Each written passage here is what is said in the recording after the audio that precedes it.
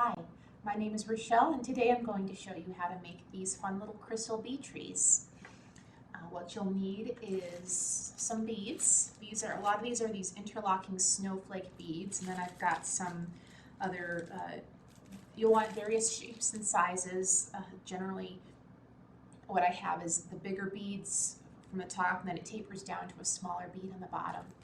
So each kit that I provide here at the library will have a certain color theme to it, and then we'll have enough beads for you to come up with a shape and hopefully even have a few options.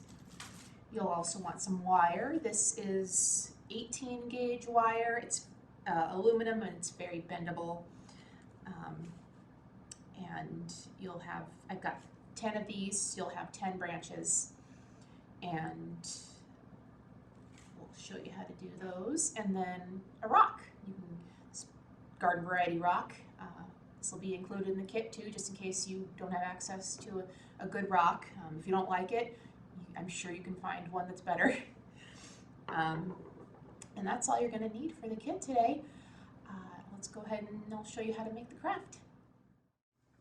So here I have some 18 gauge wire. I cut these to about 12 inches long. It's really bendable, so you don't necessarily need pliers to bend this. To start, you'll want to maybe bend the tiny little end just a little bit.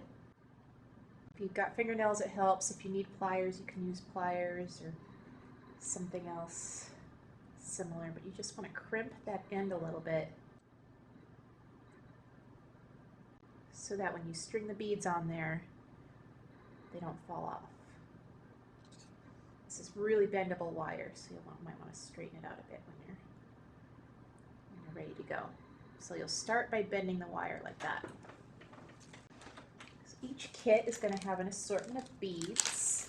I mean, you can probably do this however you want, but the way I've done this tree is I start with the smaller beads on the bottom, and then I work my way to the bigger beads on the top. I might, if I have extra, I might put another small bead on the very top, but for the most part, you kind of want it to be tapering to a bigger bead as it goes up. So I'm going to sort these guys out. Kind of a mess. I would suggest maybe pouring your beads in a bowl or something, because there are a lot of really tiny rolly beads in the kits, so you don't want to lose those. But every kit is going to have a slightly different kind of assortment of beads depending on the color. But you'll just start with the smaller, whatever style you want. You can go through trial and error, try what you like. If you don't like it, start over. It's good to kind of sort through what you've got and see what you do have.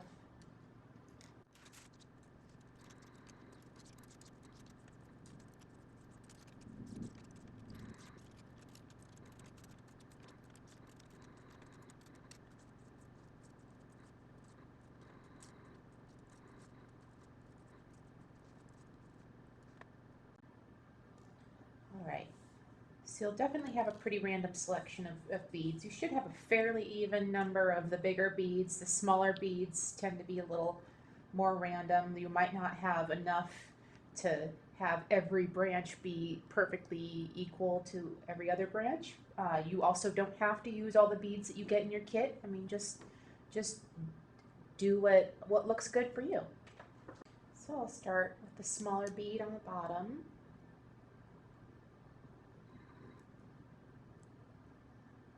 If you crimped it, just good. Made a kind of a teardrop shape, that'll keep that bead from wanting to slide off.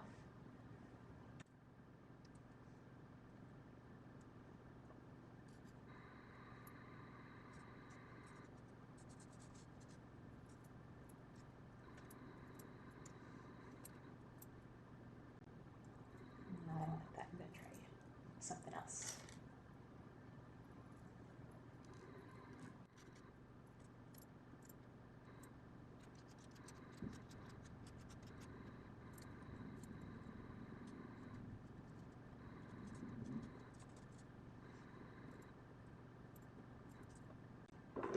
Nope, I don't like this one either. I'm going to try one more time.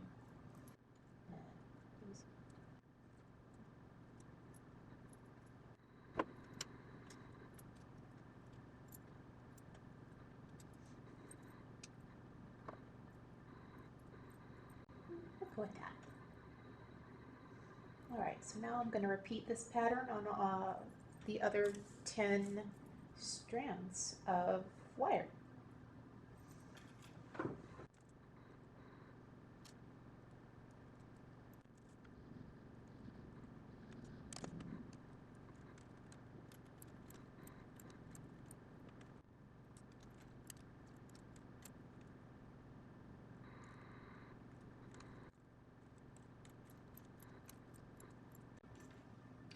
Alright, so as you can see, I still have some beads left over, but I decided not to use these. Now I have 10 strands. So you can see I've got these strands kind of twisted around themselves, and then they wrap around this little rock, which I've got a rock here. You can kind of go about this whatever way seems best for you. I'm going to choose to wrap 2 strands at a time around themselves and around each other, and then go from there.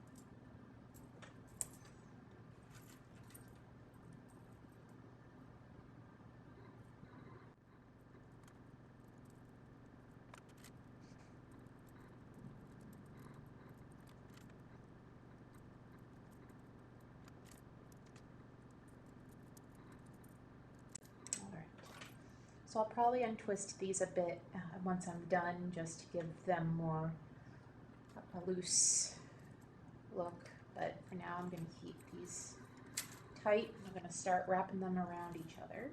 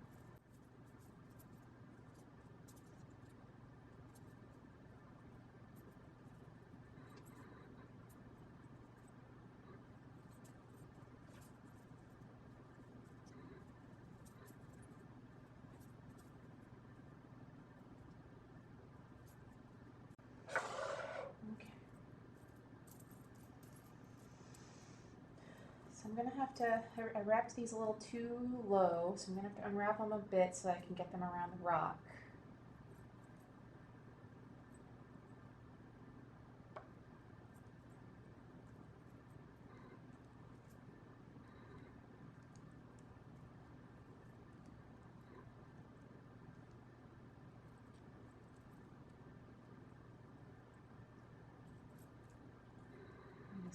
Keep them separated into strands of 2, just so they're nice and sturdy.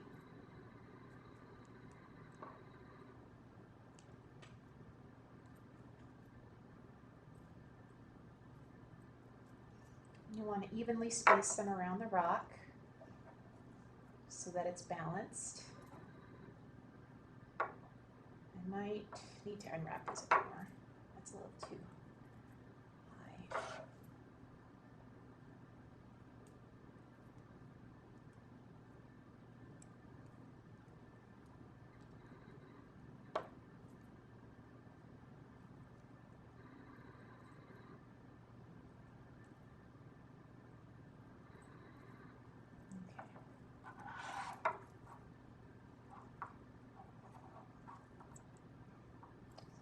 Make sure you kind of have them relatively balanced all around the rock so that it's not going to end up slipping off one end. Wrap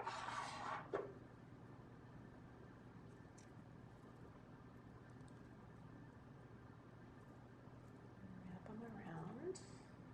This might take a few tries. It's going to want to slip off. Then once you have them all on the bottom, give them a good twist. Not too much. You might need to, if you have some excess, you can wrap this back around. Honestly, it's just kind of trial and error. Just keep going until you've got them wrapped around in such a way that not only will the rock sit balanced, but the tree will stay on the rock.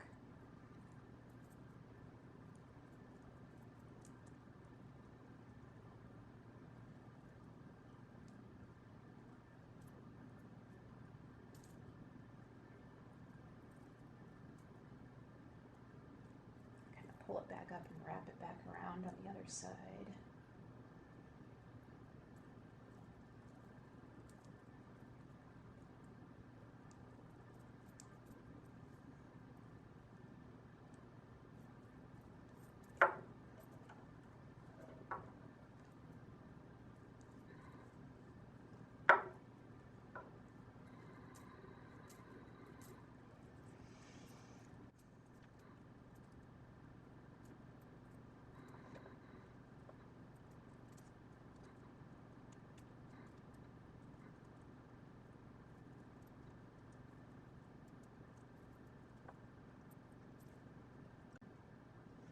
If you have some pliers and you don't like the little ends sticking out, you can certainly cut them off. I could probably keep going and make this a little more balanced, but I'm going to leave this for now for purposes of the video. Now I'm going to start pulling these down. I'm going to unwind them in just a little bit to give them a little room. And drape them down in kind of a willow shape. I mean, if you like it sticking up straight, you can keep it that way too.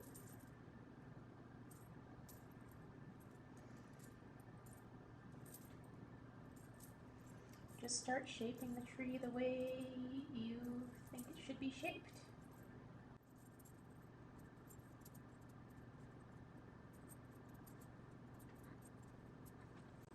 And try and keep it balanced looking.